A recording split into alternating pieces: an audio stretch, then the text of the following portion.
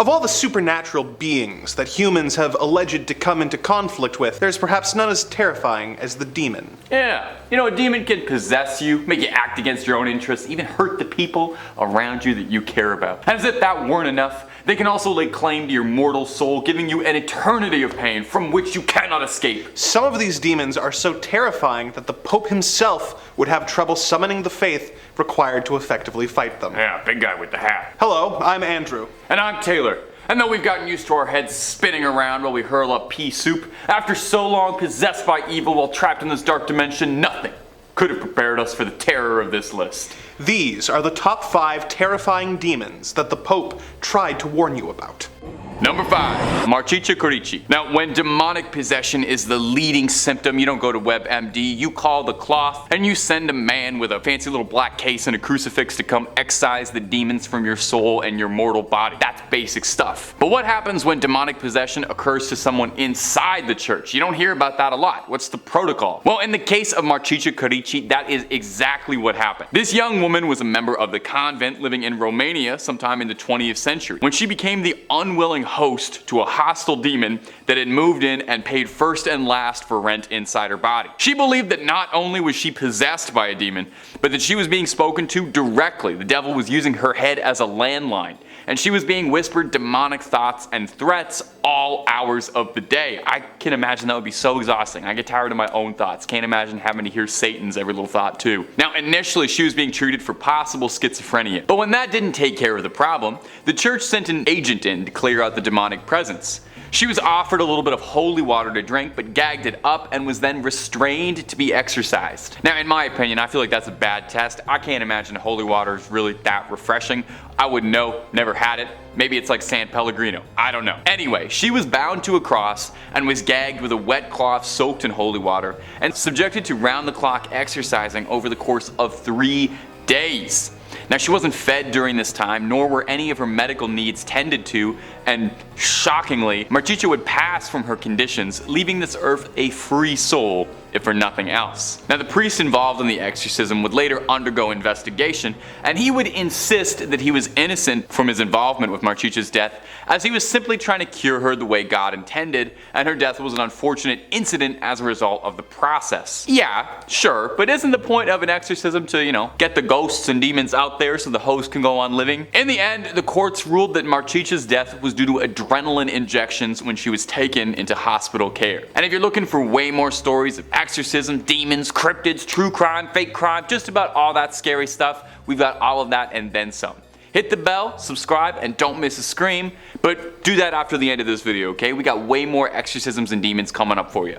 Number 4. The Exorcisms of John Paul II. Being the Pope is not an easy gig. I mean, I'm assuming it isn't. You're always having to wear funny hats while living in a gigantic palace. You're having to pray for the people of the world constantly, and as someone who is traditionally believed to be God's personal representative on earth, and due to papal infallibility, is believed by many Catholics to be incapable of making mistakes. In addition to all this, the Pope has to find time to drag race his Pope-mobile and get poked with a stick by his men to make sure that he is still alive. As if that weren't enough, he also has to perform exorcisms from time to time. One of the popes with the most direct battles with the devil under his belt is St. John Paul II. When John Paul II wasn't busy ignoring church scandals and preaching that divorced women who remarried would go to hell, he was also known for doing battle with Satan. He performed his first exorcism as Pope on March 27, 1982, when a bishop brought forward a young woman named Francesca Fabrizi, hoping that the Pope could assist her in her issues. Upon seeing the Pope, she fell to the ground and started writhing uncontrollably while sobbing. The Pope tried to comfort her, but she didn't calm down until he said, quote, "Tomorrow, I will say a mass for you." This apparently worked and she was freed, but dude, you're the Pope. Why wait until tomorrow to help? Anyways, Francesca later visited the Pope a few years later with her husband and children to show how much better she was doing. It apparently prompted John Paul to say, quote, "I've never seen anything like this before. It was a biblical scene." In the year 2000, John Paul performed another exorcism in St. Peter's Square when a woman was brought into the square and immediately began yelling and lunging at the Pope. requiring 10 people to hold her down as she drooled and yelled blasphemies. The Pope finished his weekly address and requested to meet the young woman. At the sight of him, her eyes rolled back and she started screaming to be left alone. Old JP performed the exorcism, blessing her several times, but this case needed follow-up from Father Gabriel Amorth, the Vatican's chief exorcist, and the inspiration for the soon-to-be-released horror film, The Pope's Exorcist. I guess the moral is, if you're a demon who doesn't want to be exorcised, maybe don't go to the Vatican.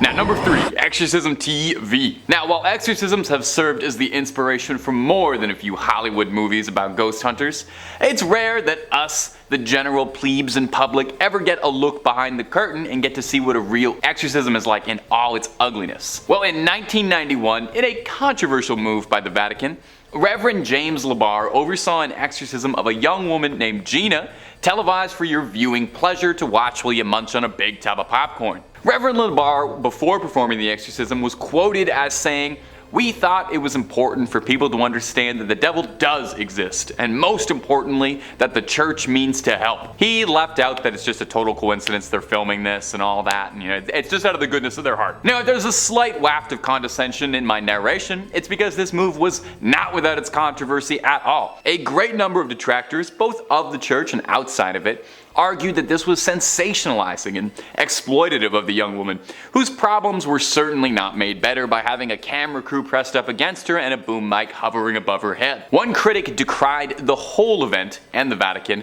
referring to the entire process as being regressive and medieval, propping up a mental patient for the entertainment of the masses on a Sunday. Now, the kicker is the young woman was a mental patient and was undergoing treatment for her intense psychological issues and psychotic episodes, and her family had insisted that these problems stemmed from a demon instead of a mental health struggle, but that doesn't make for good TV. The exorcism went off as planned and the church declared it a success, with the Reverend being quoted as saying, "She is up and about, but not well." And the televised exorcism had nothing to do with that, I am sure. Now, if you're curious about hunting this clip down, it is available out there on YouTube, but I'll warn you, Googling Gina exorcism just pulls up results for the Real Housewives of Orange County, which honestly might be way more entertaining and more likely to contain a real demon in it, I feel.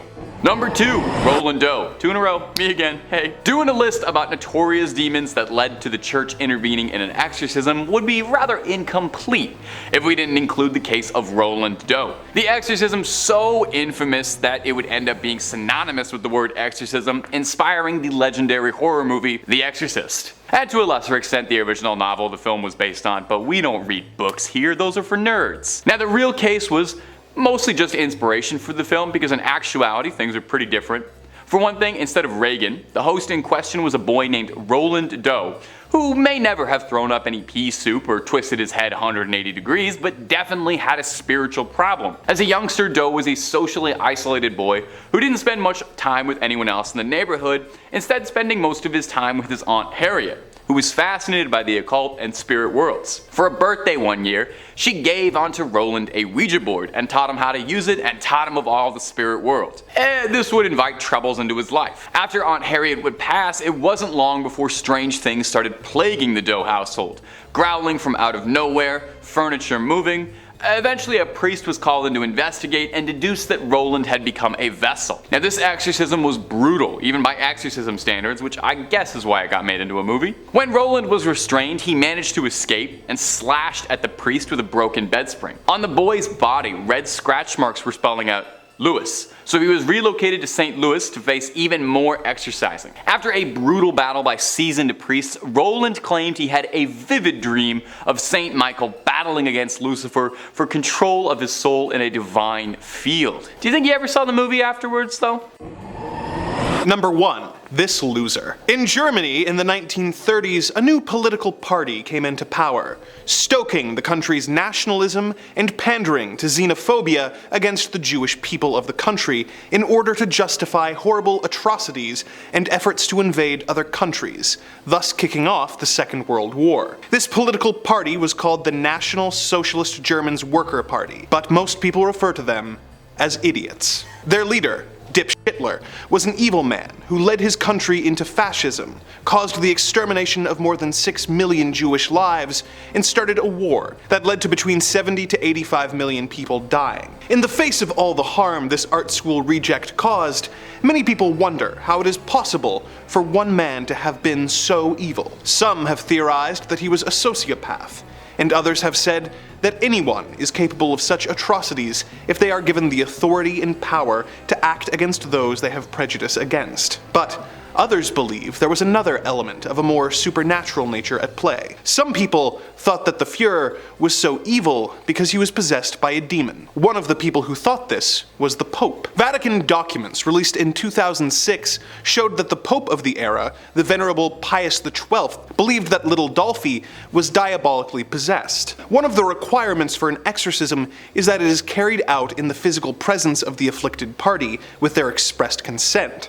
But as Pius was concerned about the mass exterminations taking place, he decided to take a literal Hail Mary approach against Hitler's attempts to take over the world. In the privacy of his private chambers, Pius performed a long-distance ritual of liberation of the devil on the German leader, hoping that God would expel the devil from the mustachioed twerp and bring an end to the atrocities that were being committed. Whether it be because the Pope's long-distance prayer powers weren't up to snuff, or because the evil in question was human in nature rather than demonic, the exorcism failed and the war continued, despite the Pope's hope for divine intervention. Well, my ghouls and goblins, with that, another of our journeys together through hell has come to a close. Now, the evil forces that run this dark dimension have asked that we remind you to, like, comment and subscribe, lest they be forced to send some of those demons after you in retaliation. It's no biggie, though. We're off to try and find some means of escape from this void space where there is little to eat and even less to do other than listen to this generic looped spooky music.